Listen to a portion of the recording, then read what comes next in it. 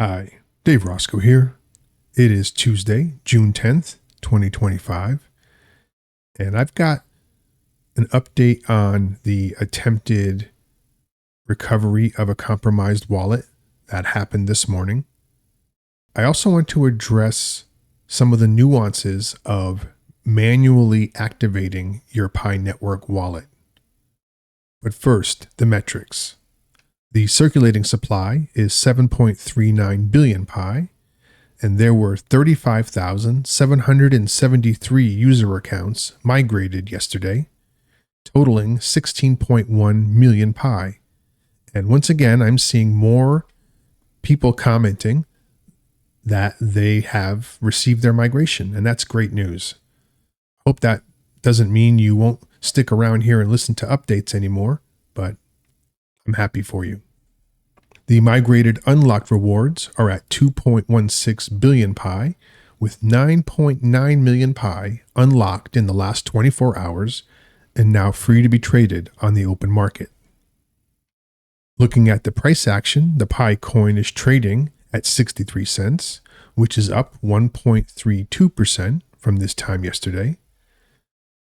The market cap is at $4.73 billion, which is up 1.5%.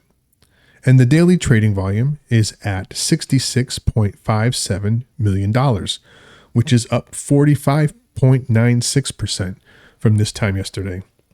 And if you look at the chart, we were relatively steady at around 63 cents. And then we had a minor bump up here to 64 cents. And then it has since pulled down and it is back to sideways trading at just under 64 cents. The volume is picked up, so that's good. And I'm encouraged that the price is holding where it is, considering the massive amount of unlocks that have been happening. So as you know, this morning I had another test of my next generation anti-scammer bot. And long story short, it did not work.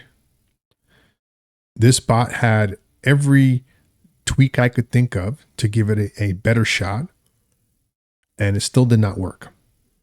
And it was obvious to me that what had happened was the scammers literally flooded the Horizon servers. Now, if you don't know how this works, you have the blockchain layer, which is a completely different network. And then you have on top of that, you have the Horizon API, which is a application programming interface for the blockchain. And that's what's available to the public. And it's web-based. And they flooded that to the point where the service completely stopped responding to any requests for a brief time. It had to be hundreds or thousands of requests all at the same time. And my script just didn't get through. So I was beat again. I'm still thinking of more ways to improve the bot. Knowing the techniques and strategies that they're using does help me, but I think there's going to be a limit to how much farther I can go. Without lower level access to the blockchain, you're at the mercy of the same interface that everybody else is using, and you're limited by the same latencies and throughput. And there are ways you can help minimize that. And I've taken a lot of those steps, which is why it costs so much to run. But it didn't work. And I've got a few more things I want to try, and we'll see how it goes. I know one thing that would help, short of getting low-level access to the blockchain, knowing what public and private endpoints are out there other than the main Horizon URL would be very helpful. So maybe a compromise would be in order there. If you don't want to let me run a node and a Horizon server, then perhaps you can give me a little background information on what the endpoints are, and that would help. I mean, chances are the scammers already know this too. If they do, it's one advantage they have that I don't. So it can't hurt. I've been getting a lot of questions about wallet activation. In particular, the KYC with Pi option. Let me explain first what wallet activation is. As part of your mainnet checklist, everybody had to create a wallet and then verify it. This was part of your checklist. You had to do it. Everyone did it. So you have a wallet, but it's not activated. So what does activation mean? Well, activation means that the blockchain will now allow you to sign transactions. Prior to activation, that's not possible. You can receive Pi, but once it's in your wallet, you can't do anything with it. You can't spend it and you can't transfer it. In order to do that, you have to activate it. And that just gives your account signing privileges on that wallet. A lot of people report KYC with Pi is not available to them. And I asked a moderator about this because I get this a lot and I want to update my FAQ with some new information. And the first moderator I asked wasn't very helpful, basically telling me that if they're not looking to sell or trade Pi, then they don't have to worry about it, which is not an answer. People are asking questions, telling them that they don't need to know is not the right answer. And I behaved myself. This is the kind of response that normally would have gotten me a little bit indignant, and I would have pushed a little, and I would have ended up muted once again on the Pi chats.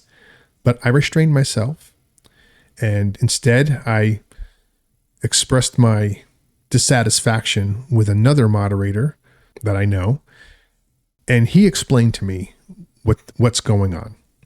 And it's very simple. When you get migrated, one of the things that happens is your wallet gets activated. Now, it's not necessary for the wallet to be activated in order to receive the Pi, but as part of migration, they set it up so that in the future, when your Pi unlocks, you can do whatever you want with it.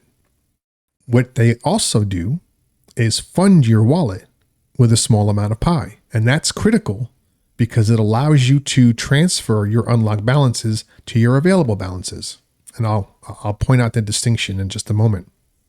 When you do activation via KYC with Pi, it takes your KYC status and it uses it to activate your wallet. What it does not do is fund your wallet with any Pi. And that's a problem because if you activate your wallet before a migration, your wallet will not be funded with any Pi as part of the migration. So you'll get migrated, but then you'll end up not being able to transfer your Pi to your available balance. And you're seeing that a lot now. And you have to ask yourself, why are people manually activating their wallets? And I think it's mostly due to a misunderstanding on how it works and why you'd want to do it. There are quite a few people who are under the impression that activating your wallet somehow improves or facilitates migration. It does not. It has absolutely nothing to do with migration.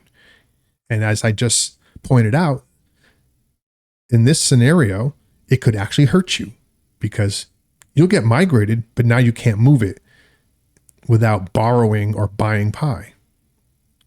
The only reason to manually activate your wallet is if you want to participate in the ecosystem without requiring migration. And who would want to do that? Well, people who haven't been migrated yet, but are willing to buy Pi to put into a wallet so that they can use it on the ecosystem. Those people should activate their wallet. People who have no intention of participating with the Pi mobile mining app, but still want to participate in the ecosystem should manually activate their wallets because there's no other mechanism to do so. But that's the only reason.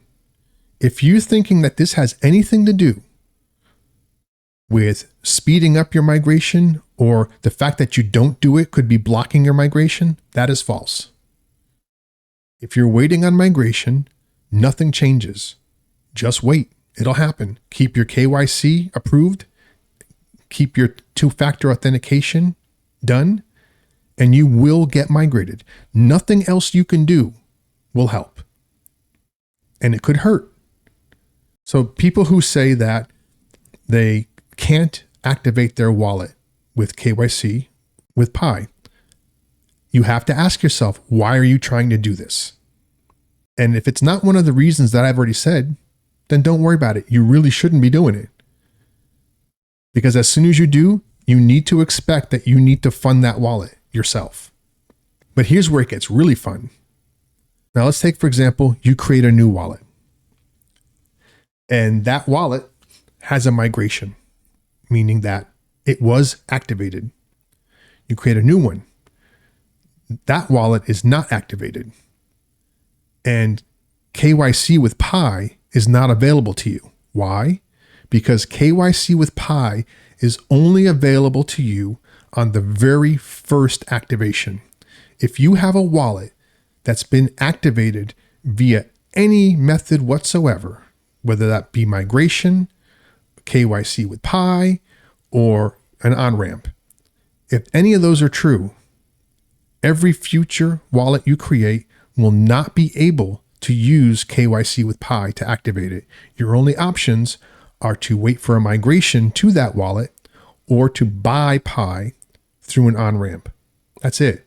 So if it's not available to you, you're either not KYC approved or you already have a wallet that's been activated.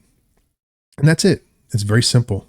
Now, those rules seem kind of confusing, but the answer is very simple. I don't know why it's set up that way. And I think it's probably a holdover from the older days where most people didn't realize you could have multiple wallets, and the Pi network didn't really advertise the fact that you could. But now that, we're working in the real world here with Open Mainnet, they know that not everybody's going to want to participate with Pi mobile mining. And in order to facilitate operating in the real world, they have to allow people to create Pi network wallets without necessarily participating in all of the other machinations that we've been doing for years. So, and here we are where we are. I hope that clears things up for you. Well, that's all I've got for today. Another slow day, but if anything breaks, I'll be sure to hop on here and let you know.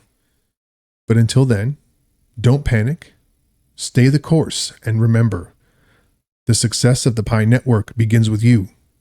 Pi to the moon. Peace.